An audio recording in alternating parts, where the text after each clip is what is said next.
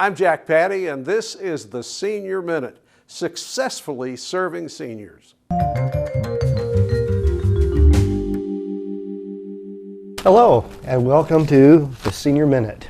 I'm happy to have as my guest today Liz Rogers. She is the CIO, Chief Information Officer, for the Lexington Fayette Urban County Government. Thank you for joining us. Hi Martin, how are you? I'm doing quite well. Good. So before we dig into the topic of cybersecurity, would you be willing to talk about where you work and some of the important things that you do for the community? Oh gosh, so where I work, I head up the Department of Information Technology at Lexington Fayette Urban County Government. We both take care of all the technology operations for city government. We service every department and division across the organization. But we also, turn our eyes on the community as well. Things like broadband availability factor very heavily in my work. And this type of work, just awareness about how to operate online, what resources are out there, the design and content of our public website. All falls at least partially in my purview, and it's been a really exciting time. Well, very good. Thank you. Thank you. So before we get into the real questions, I realized we had jargon to start with. So maybe you would like to sort of define cybersecurity before we dig into cybersecurity hygiene. We tech people are so guilty of the Yes. jargon. So cybersecurity is in essence just how to operate safely in online spaces. The same as if you were walking in public spaces around the city. It's just being aware of your online surroundings, aware of your own online presence, and how to make sure that you are protected out there and that your information is protected. Very good. So what can seniors do to safeguard their computers or their smartphones from cybersecurity threats? So things like antivirus software, anti-malware software, personal firewalls, which are often built in on newer computer equipment. Those are nice things to have. Sometimes, again, you can get those complimentary. For your smartphone, I would suggest protecting that with either a PIN, numerical password, or with a biometric like Face ID on your iPhone. Those are always really helpful. In terms of passphrases or passwords, I do recommend using a passphrase. A longer set of characters is always better. No information that would be generally accessible about you, so you want to avoid things like birthdays, anniversaries, your grandchildren's names, all of those things. It needs to be known only to you. And you need to keep it private. So oftentimes I recommend something like your favorite book or movie quote. Use the first letter of each word. And mix that in with some numbers and characters, and you've got a pretty secure password that way.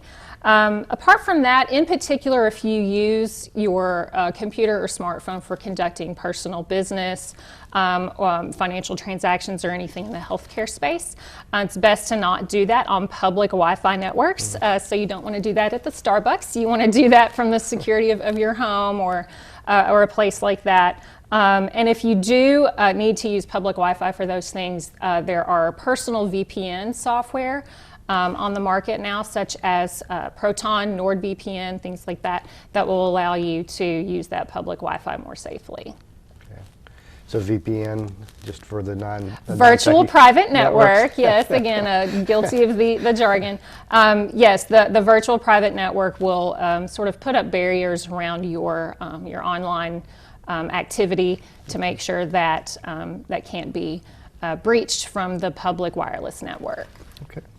So seniors are many times targeted by bad actors, trying to get some of that personal information that you were just talking about. Mm-hmm. What are some red flags that you would advocate they look for to be able to identify when that's happening? Sure. So first of all, institutions like your bank or the IRS are never going to contact you by phone or text or email or social media to ask for your account numbers or passwords or any personal information like that. That's just not a procedure that they use for getting information. So anything like that should be considered suspicious. If you are questioning a message that you get from say your bank or from a business that you operate with, it's best to just call the business directly to kind of fact check that. Also, if you receive an email or a text message that contains a link, probably best to take a couple of looks at that before clicking. Again, always better to just go directly to the website. Don't click the link that is sent to you. Oftentimes, if it's an email message, you'll be able to see really sometimes obvious, sometimes not so obvious spelling or grammar mistakes. Those can be dead giveaways that it's something suspicious.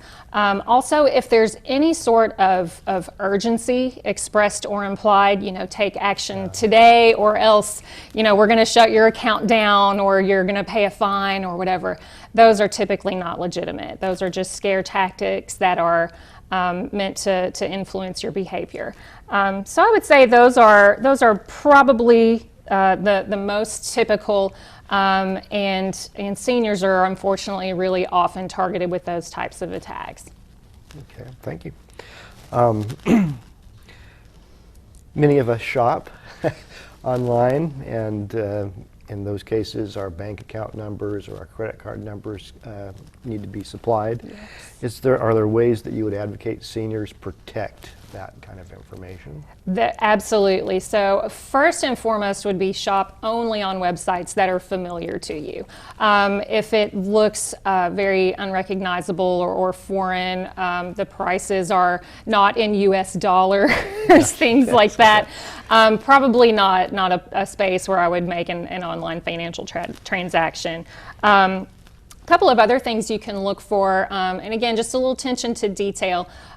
In the address bar of the website, look for HTTPS at the beginning. That S means secure, and there will be a little padlock also at the bottom of the browser window and at the top in the address bar that lets you know that the transaction is going to be sent over an encrypted connection, meaning that all your information is going to be jumbled up enough so that it won't be available to a hacker. I would also, again, avoid using the public Wi-Fi for any transactions like that. Make sure you're on a secure wireless network. You can use a reputable third-party payment service like PayPal. VeriSign is another that some credit card companies have used. There are some additional protections there so that even if your information is compromised, there are some actions you can take to follow that up. And then make sure if you are shopping online, when your transaction is complete and you go to leave the website, don't just close the window, log out of everything, make sure that session is closed and your online account is properly logged out before you browse anywhere else. And then, make sure that you're monitoring your transactions really closely as well. Keep those receipts, keep those emails that you get when the transaction is complete, and make sure you compare those with your monthly bank statements, just to make sure everything's on the up and up. Very good. Well, thank you very much. We've certainly learned a lot of stuff about cybersecurity from you today. For the folks in the audience, if you'd like to learn and dig deeper into this topic, please call the Lexington Senior Center. They can be reached by phone or online. Again, thank you, CIO Rogers, for sharing the information with us today. Thank you so much, Martin. Bye-bye.